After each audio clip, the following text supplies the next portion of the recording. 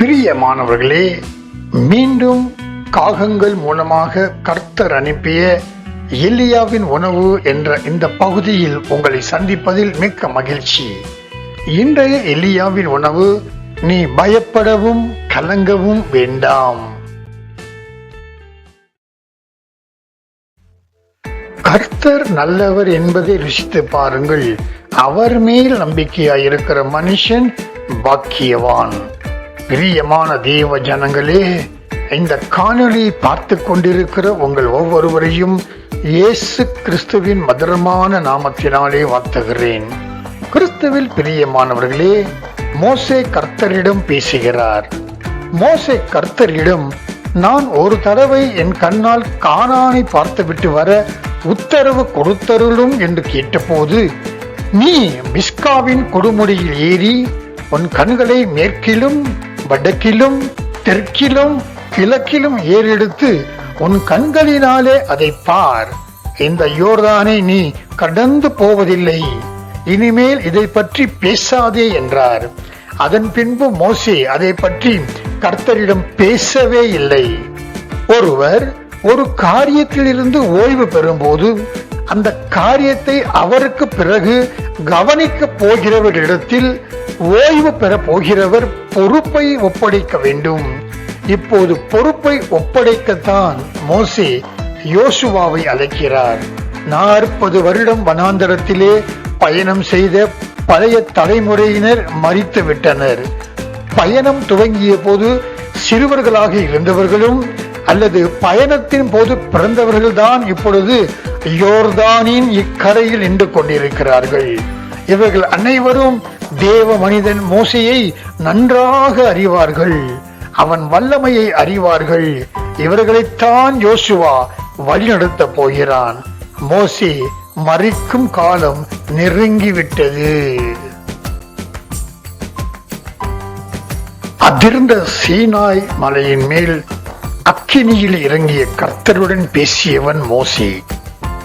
மோசே தனித்துவம் வாய்ந்த தேவ மனிதன்.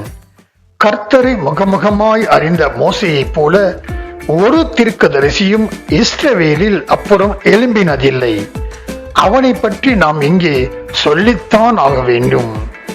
இடியின் மத்தியிலும் மின்னலின் மத்தியிலும் சீனாய் மலையிலே கர்த்தரோடு முகமுகமாய் பேசினவன்.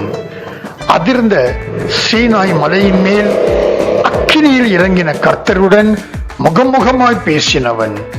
மோசேக்கு விரோதமாக யார் பேசினாலும் கர்த்தருடைய கோபம் அவர்கள் மேல் வரும். மோசே கரங்களை உயர்த்தினால் இஸ்ரவேல் ஜனங்கள் யுத்தத்தில் ஜெயம் கொள்வார்கள். மோசே தேவ சமூகத்திலிருந்து திரும்பின பிறகு மோசே சொன்னால் வனாந்திரத்திலே காடைகள் வந்து விழும். மோசே பேசினால் கண்மலை பிளந்து நீரோடை உண்டாகும். மோசே பேசினால் கசந்த மாறா மதுரமாகும். மோசே பேசினால் செங்கடல் பிளந்து வழிவிடும். இப்படிப்பட்ட மோசே மரிக்க போகிறான். ஜனங்களை கானானுக்கு வழிநடத்த கர்த்தரின் சொல்லுபடி யோசுவாவை அழைக்கிறார். வாசிப்போம். உபாகமம் 31 அதிகாரம் 7வது வசனம். பின்பு மோசே யோசுவாவை அழைத்து, இஸ்ரவேலர் எல்லோரும் பார்த்திருக்க அவனை நோக்கி, பலங்கொண்டு திடமானதாயிரு.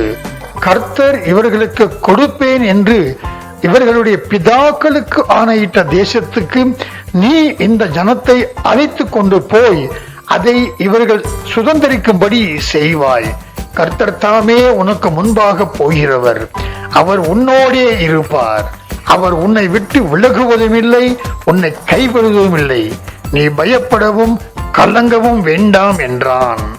ஒரு பெரிய பொறுப்பை புதியவர் எடுத்துக் கொள்ளும் போது எப்படி செய்ய போகிறோம், என்ன செய்ய போகிறோம் என்று பயம் வரும். அதற்காகத்தான் இந்த இடத்தில் மோசே யோசுவாவை தைரியப்படுத்துகிறார். பிரியமானவர்களே, நாம் ஆராதிக்கும் கர்த்தர் நம்முடைய போக்கிலும் வரத்திலும் எப்போதும் கூட இருக்கிறவர். பிரியமானவர்களே, எப்போது நமக்கு முன்பாக போகிறவர் கர்த்தர். அவர் நம்முடைய போக்கிலும் வரத்திலும் கூடவே இருந்து நம்முடைய காரியங்களை கவனித்துக் கொள்பவர். தேவ ஜனங்களே, மோசே யோசுவாவை பார்த்து சொல்வதை கேளுங்கள். பலங்கொண்டு திடமனதாயிரு. அவர் உனக்கு முன்பாக போகிறவர். அவர் உன்னோடு இருப்பார். அவர் உன்னை விட்டு விலகுவதில்லை. அவர் உன்னை கைவிடுவதில்லை. நீ பயப்பட வேண்டாம், கலங்க வேண்டாம் என்று தைரியப்படுத்துகிறான். பிரியமானவர்களே, இது மோசே யோசுவாவுக்கு சொன்னதாக மட்டும் எடுத்துக் கொள்ளாதீர்கள். நம்மை பார்த்தும் சொல்லுகிறான் என்று விசுவாசியுங்கள். நீங்கள் எப்படிப்பட்ட சூழ்நிலையில் இருந்தாலும், எப்படிப்பட்ட நிலையில் இருந்தாலும், கர்த்தர் இப்போது நமக்கு தருகிற வார்த்தை, கர்த்தராகிய நான் உனக்கு முன்பாக இருக்கிறேன். நான் உன்னை விட்டு விலகுவதில்லை, உன்னை கைவிடுவதில்லை. நீ பயப்படவும் வேண்டாம், கலங்கவும் வேண்டாம். பிரியமானவர்களே, திடன் கொள்ளுங்கள். கர்த்தர் அவர் நேரத்தில் நம் சகல காரியங்களையும் ஜெயமாக்கி நம் மூலமாக ஜனங்கள் மத்தியில் மகிமைப்படுவார். விசுவாசிப்போம். ஆமேன். ஜெபிக்கலாம். அன்பின் பரலோக தகப்பனே, எப்போதும் எங்களுக்காக வாக்கு தத்தத்தோடு பேசியிருக்கிறீர். உமக்கு நன்றி செலுத்துகிறோம். தேவனே, அன்று மோசே மூலமாக யோசுவாவை பலப்படுத்தின நீர் இன்று நம்மையும் அதே வார்த்தைகளால் வெல்லப்படுத்தி இருக்கிறீர். நீ வாக்கு தத்தங்களில் உண்மை உள்ளவர். உமக்கே மீண்டும் நன்றி செலுத்துகிறோம். தொடர்ந்து உமது பிள்ளைகளை ஆதரித்து, ஆற்றி, தேற்றி, அரவணைத்து, ஆசீர்வதித்து நடத்துகிற உமது மேலான அன்பிற்காய் உம்மை வணங்குகிறோம். இயேசுவின் நாமத்தில் ஆமேன்.